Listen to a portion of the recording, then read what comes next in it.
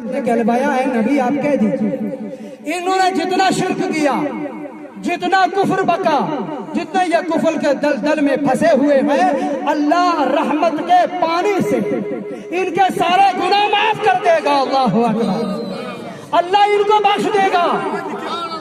अल्लाह रब्बुल इज्जत इनको इनकी मगफिरत फरमा करके इनको जन्नत का परवाना दे देगा। लेकिन जरा दामने रिसालत में आओ तो सही।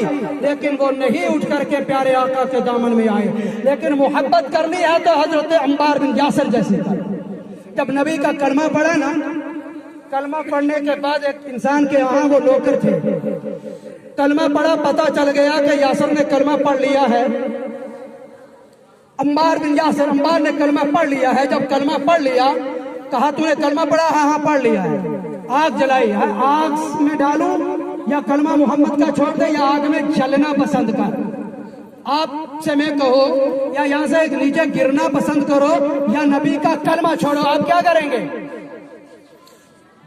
क्या करेंगे बोले? कलमा पढ़ेंगे, नबी का कलमा नहीं छोड़ेंगे।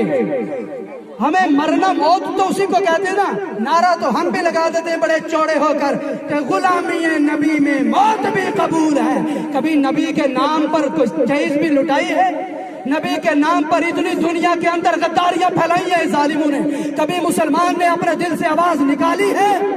अगर निकाली है तो उस बाबे ने निकाली है जिसने कहा था न सर झुकाकर जिए हैं ना मुंह छुपा कर जिएंगे, ना मुंह छुपा कर जिए हैं ना सर झुका कर जिएंगे, और सालिम तेरी नजर से नजर मिलाकर जिए। ऐसे लोगों का सबक अगर हमें मिले तब मोहब्बत मिलती है।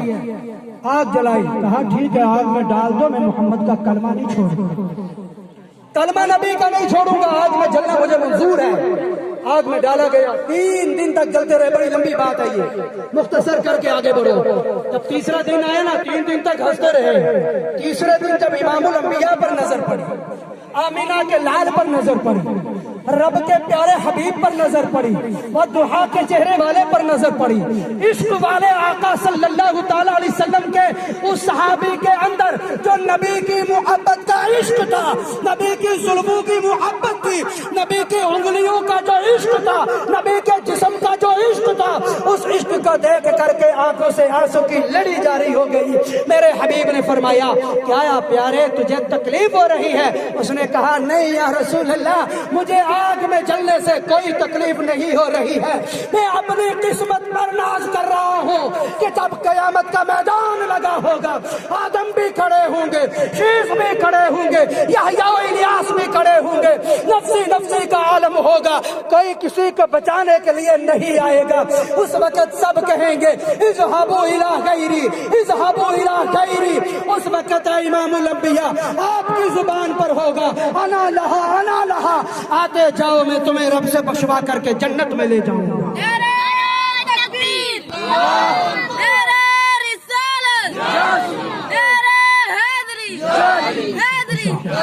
सरकार की आमद, दिलदार की आमद, बक्की की आमद, बदनी की आमद। मैं अर्ज कर रहा था, मेरे इमामुल अंबिया सल्लल्लाहु ताला अलैहि वसल्लम की मोहब्बत जिस दिल के अंदर होती है वो बेनमाजी नहीं होती।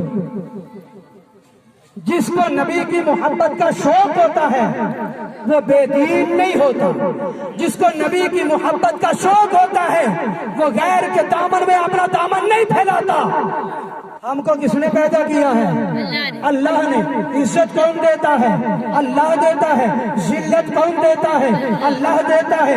रिज्क हमें खालिक देता है, जान हमें खालिक देता है, सारी चीज हमें खालिक देता है। हमें चलाता मेरा मौला है, हमें बिठाता मेरा मौला है, हमें खिलाता मेरा मौला है। हर अल्लाह वालों का साथ देने वाला खालिक कायनात है। लेकिन जब हम अपने दामन को गैरों के सामने बिछा देंगे, मेरे दामन मेरे प्यारों, कुरान पाक उठा करके गाड़ियों में शराबों की पेटियां रचा करके हम कसम कराने इलेक्शनों के दौर में फिरेंगे कि हम जीत जाए। कसम खुदा की, मैं बड़े सबूत से, बड़ी मजबूती से, स्टेज अहले सुन्नत से, मिलादुन नबी की वसालत से मैं बड़े प्यार मोहब्बत का दर्स देते हुए खुले लफ्जों में ये चीज कहता हूँ, जिसने नमाज को छोड़ा कभी उरूज नहीं पकड़ सकता, जिसने कुरान छोड़ा कभी जीत नहीं सकता, जिसने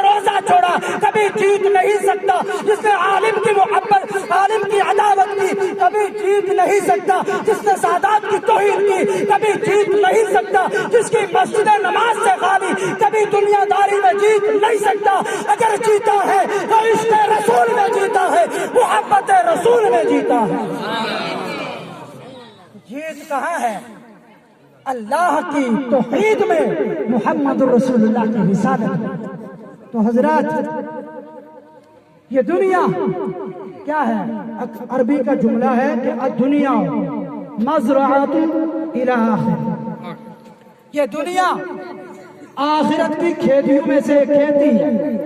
اگر ہم اپنی زبان میں کہیں کہ بیجا ہم زمین میں مک تو امید رکھا کہ ہم نے باسپتی لگایا ہوا تو بڑی مشکل ہے، اس کی مک کی لگے گی، باسپتی کی امید رکھنے والا اس نے کیا یہ پار کر دیدہ کوہر ہو گیا، اس میں کوئی نظر نہیں آتا، بیجا مک تو لوڑے باسپتی کا چاول، لیکن نہیں لگتا۔ نبی کی محبت اگر چاہیے تو نماز پابندی سے پڑھنی ہوگی، نبی کی محبت اگر چاہیے تو علماء سے محبت کرنی ہوگی۔ کیوں؟ یہ نہیں کہ میں مولوی ہوں تو یہ تب کہہ رہا ہوں، نہیں، میرے نبی نے کہا ہے العلماء ورثۃ الانبیاء، علماء اللہ کے جتنے نبی ہیں ان کے علموں کے وارث ہیں، جو اللہ کے نبیوں کے علم کے وارث ہیں، تو ان سے محبت کرو گے تبھی تو قیامت میں میرے اور آپ کے سرکار ہماری مغفرت کریں، بخشش کا پیغام دیں گے ہمیں۔ حضرات، میرے نبی نے فرمایا، جلدی میں آگے بڑھ کر کے حدیث پاک، کیونکہ آپ کو غالباً بھوک لگی ہے، سرکار اعلیٰ حضرت نے ایک شعر کہا ہے کہ ہر چیز کا ایک وقت ہے رضا، کہ ہر کام کا ایک وقت ہے رضا، آخر آرام ہو ہی جائے گا۔ تو ہم پلٹ کر اگر بریانی کی طرف نظر رکھ کر کے کہیں کہ اس بریانی کا بھی آیا، علماء کی توجہ ضروری ہے، من زارا قبری وجبت لہو شفاعتی، میرے نبی نے فرمایا من زارا، جس نے میری قبر کی زیارت کی اس کے لیے میری شفاعت واجب ہے۔ سبحان اللہ۔ نبی نے کیا فرمایا؟ جس نے میری قبر کی زیارت کی اس کے لیے میری شفاعت واجب ہے۔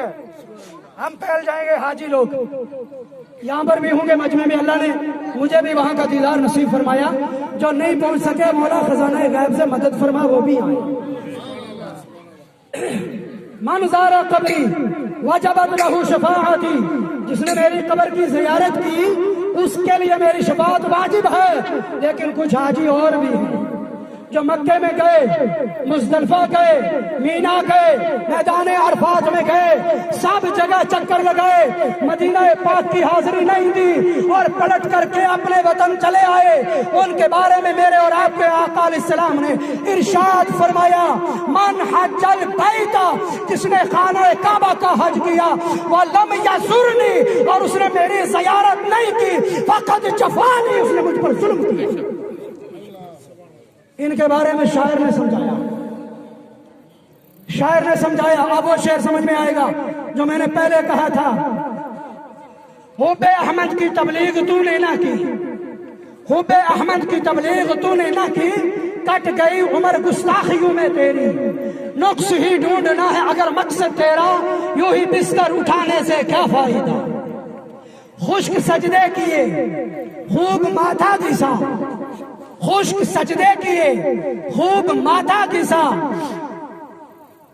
داغ سجدہ پیشانی پہ داغ سجدہ بنا رہا، دل عشق محمد سے خالی رہا، یوں ہی ماتھا گھسانے سے کیا فائدہ، یوں ہی ماتھا گھسانے سے کیا فائدہ۔